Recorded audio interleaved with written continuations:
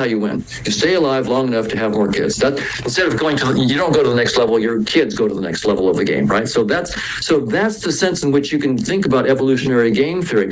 So for example, I might have a strategy for having offspring where, like, I'm a human being and I only have 1 or 2 kids, but I give them a lot of attention and a lot of care, and I try to just bring 1 or 2 kids to maturity so they'll be able to have kids. Or I could be like a spider, and a spider might have, I might have, several hundred kids, and I might eat a few of them because I'm hungry. So I eat a few of my kids, and I just throw them out to the wind. But my strategy is, I have my kids, I eat a few of them, I leave them, I abandon them, but I had so many of them that it'll work. There'll be some of them that survive. The ones I didn't eat, and my friends didn't eat, and the other things didn't eat, they'll survive, they'll grow up. So you can see there's completely different strategies. And so evolutionary game theory is saying, excellent job, by the way. Excellent job. And what works. Right? Excellent job of explaining that. And so it's all mathematics. And so we can use that mathematics to ask the technical question: what is the probability that any sensory system, vision, touch, smell, whatever, of any organism, humans, snakes, spiders, whatever, has ever been shaped to see any aspect of the truth of objective reality? That's the question we asked. And the answer is 0, precisely 0. In other words, evolution tells us what you're seeing is a headset. It's just a headset. None of it's the truth.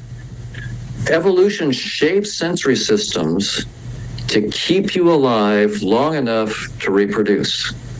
Period. Not to see the truth. In other words, from the game theoretic point of view, like Grand Theft Auto, you've got a headset that tells you what you need to know to win the game, or to play the game, at least.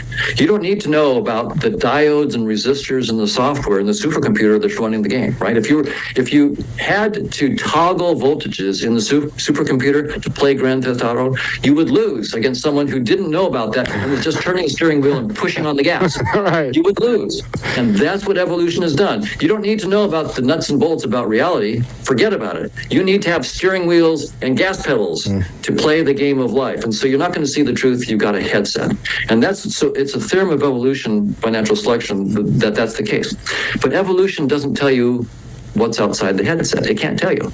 It can just tell you what you're seeing is a headset. So you have to now take this big step. And so we're saying, okay, evolution said it's a headset. It's just a headset. We're going to propose that there's this realm of conscious agents outside, and we have to then show how the headset arises as a special case. Well, this theorem is one aspect of it, right? We have this dynamics of conscious agents in which there is no arrow of time. But when you take any projection of it, any headset view, you get an arrow of time. And so time, now go back to evolution, time is the fundamental limited resource, right? If you don't get your food in time, you die. If you don't mate in time, you don't have offspring. If I don't get my drink of water in time, I die of thirst. If I don't get my next breath of air in time, I'm dead. So time is the deepest and most fun, and time is an illusion. Mm-hmm. Time is an artifact of limited information, and so are all the other limited resources. And so is the whole thing about competition itself. May be an artifact of the projection and not a deep insight into our true nature. So this is the way science works, is evolution by natural selection is a beautiful theory, and it's so beautiful and so powerful, it tells you its limits. It says the very concepts of this theory of physical organisms in space and time competing for physical resources like food and water and mates in space and time, that very framework is not fundamental. It's just a headset. It's precise enough to tell you that this theory itself is at best a headset, but it can't tell you what's beyond. And that's what's good about scientific theories, is they're mathematically precise and they tell you their limits. Every theory, every scientific theory has a limit. There is no scientific theory of everything. The only question is, have we actually gotten smart enough yet to figure out the limits of this theory? If we haven't found the limits, that means we're not clever enough, we're not smart enough, or the theory itself is not good enough to tell us what its limits are, in which case we need a better theory.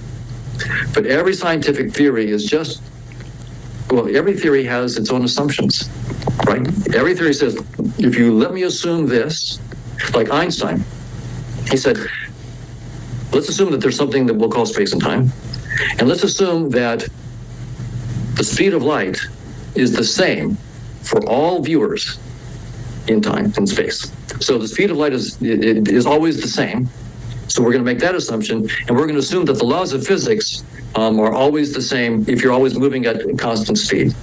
So he said, if you grant me all those assumptions, then all this miraculous stuff comes out. And the whole theory of special relativity, later general relativity, comes out from a few assumptions. But the assumptions are so precise that later on we can say, now using those assumptions, we realize that the very notion of space and time itself falls apart at 10 to the minus 33 centimeters. Mm-hmm. That's a beautiful theory where a genius takes his or her ideas, makes them mathematically precise, and then finds the limits. First, the power. I mean, GPS is based on, needs Einstein's theory of gravity. Without Einstein's theory of gravity, we couldn't have GPS. So it has incredible power and scope, but it also necessarily will have its own limits. So every scientific theory that's a good theory, most theories are bogus, but there's a very, very small number of theories that are great, but they're always going to have their own limits. And those theories will tell us something new that will often give us new technology and make our lives better, or in the case of nuclear bombs, more dangerous. but eventually a good theory will tell you its limits, and this is the antidote for dogmatism. Right, and this is, by the way, where I'm very interested in science and spirituality interacting, right? Because spirituality has been saying for a long time, space and time is not fundamental. Yeah, all the way back. Consciousness of some kind is, right? Consciousness of some kind is fundamental, but they haven't had the mathematical precision that science has. And so it's very easy for someone to have a deep insight and to say these things, and then for the followers to turn it into a religion and a dogmatism, and then you end up fighting and so forth. And the language of the spiritual traditions is not precise enough for you to find out what the limits of your concepts are. And so that's why I'm really excited going forward to have science and spirituality interact. I think there are many insights in the spiritual traditions, and there's probably a lot of stuff that's bogus, just like in science. A lot of insights and a lot of stuff that turns out to be bogus, and that we transcend. The only question is, can we bring the beautiful precision that we get in mathematics, in science, to the questions in spirituality? Not that we're going to get the final word. Again, we never get the final theory of everything, but at least we get theories where we understand the limits of our theories. Spiritual traditions will say, our words are just pointers. Don't look at the finger that's pointing. Look to where it's pointing. So the good traditions will say that. Don't take these words too literally. But it's easier when the theory itself says, this theory falls apart at 10 to the minus 33 centimeters for you to go, okay, yeah, that theory isn't the final word because it falls apart at 10 to the minus 33 centimeters. Okay, I need to look for something deeper. That's what I want in the spiritual traditions, where we literally we understand spiritual things in a more precise way, not that we can finally package them into a little package and say, that's the final word about it. No, that misses the whole point. Is to say, here's our best description so far, and here are the limits of that description. Now, what can we do for our next step? Right, and then pass it or keep working on it until you do pass it. But that makes total sense. So when it comes to the evolution, in my opinion, you have to be right, because you build this framework in the interface. And in that framework in the interface, your whole objective, if you think about before all this materialistic, nutty stuff has happened, the only purpose in life was to reproduce. Whether you're human right? Whether you're an ant, whether you're, I can never remember that animal that they put them out here in Florida, and just a little bit off topic, but they put wolves wherever this, was it a fucking coyote? Oh, yeah, I don't It's know. driving me crazy. It was some type of animal that had babies. So they put these wolves, they released these wolves, and the animal would have 4 pups at a time. But when the wolves were released, they kept eating the pups. So the mom would have 20 at a clip. Yeah. And now they're all over the place, just Wow. by evolution, right? So going back to what you're saying, reproduction is the whole thing, but that's in the interface. And if it has a limit, then you're not breaking out of the interface that we're in, right? If there's a limit, we're not breaking the interface. That's right. So within the game of evolution, the only way you win is reproductive success. Absolutely. That's. But you're right that we're not stuck with that game, and we can think outside of that interface completely, and science allows us to do that, and we can write down mathematical models that are beyond space-time and beyond evolution, and then show how everything that we see inside evolution is, in some sense, a trivial projection of a much deeper and richer framework in which maybe there aren't, in which reproduction is not the goal, in which fighting for resources is not what's really going on. That is just your limited perception. So when we talk about interface, I'm talking to you right now. You're on a monitor, unfortunately. I hate Zoom more than anything on this planet. Rob is sitting there, and in my interface, I'm talking to Rob. And in mine, he's talking back to me. I'm talking to you. You're talking back to me. Now, if I'm walking down the street and I see a homeless guy and he's talking to the wall or to whoever, he's just talking to somebody that I don't see. Whether he's on drugs or not, take that part away.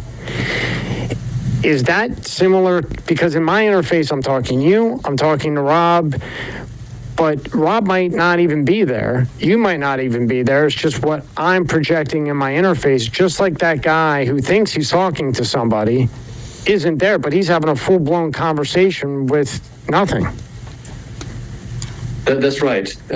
And there are patients that maybe have not been drinking or they're not homeless and so forth, but just have some kind of brain tumor or some kind of stroke that will have similar kinds of things where they hallucinate people, they hallucinate animals, they hallucinate conversations. And this really taps into something we were talking about earlier, which is at the very, very start, in fact, we're constructing everything that we perceive, right? You're the first year and a half of your life, you are building up your visual construction of the world. You have to wire yourself up. So now I'll use the anatomical brain language for the moment, right? Even though I don't think it's fundamentally the final language, I'll use that language now. So your nervous system is wiring up. You make a lot of synapses. You're making a lot of connections, and the visual information and your interaction with the world and your experience of your hands and so forth is helping you to wire up an interface. But you're constructing it. And so it's no surprise that it doesn't take a big tweak to actually have the construction go wrong, and you're seeing stuff that's not useful, that is not helpful, that doesn't work. And that's what we say, it's not really there. So we'll say, so the guy's talking to the wall. You talk about the homeless guy talking to the wall. He might actually be experiencing some person there, for example. And that's not useful. It's like in Grand Theft Auto, thinking that your steering wheel is the brake. Well, that's not going to be a helpful thing to play the game of Grand Theft Auto. And so that happens a lot. Unfortunately, there are various kinds of ways that you can hallucinate things or fail to recognize that things have gone wrong. There's something called anosognosia, where a person might have, say, a stroke in the right hemisphere, and they have a left hemi paralysis. And for some people, they have no obvious awareness that there's something wrong. If you have this, it's usually only right hemisphere stroke with left hemisphere paralysis. It doesn't happen with left hemisphere stroke and right paralysis. Most of all those people go, yeah, there's something wrong. My arm is, I'm paralyzed. My arm is paralyzed. My leg is paralyzed. But these people, they'll say, is there, is anything wrong with your left arm? And they say, oh, no, there's no problem. Well, Mrs. Smith, would you, and my friend V.S. Brahmachandran, again, had done some of these experiments. So it's something like, Mrs. Smith, would you, with your right hand, point to that light over there? And her right arm is fine, so she points. And you say, well, Mrs. Smith, would you point with your left hand to that light? And of course, nothing happens. Mrs. Smith, why aren't you pointing to the light with your, oh, you're asking me too many questions, doctor. I don't. So she starts to confabulate. She'll make stuff up. Right. And so once again, she's, you can see that's the opposite of making up a new reality. It's ignoring a reality. And so both can go on when we're constructing. So, but is Rob actually here, or is that just in my interface with my goggles on? Well, so space and time itself is not fundamental. So it's just your headset, Awesome. right? So that's what I thought. That's what was going on. That's what I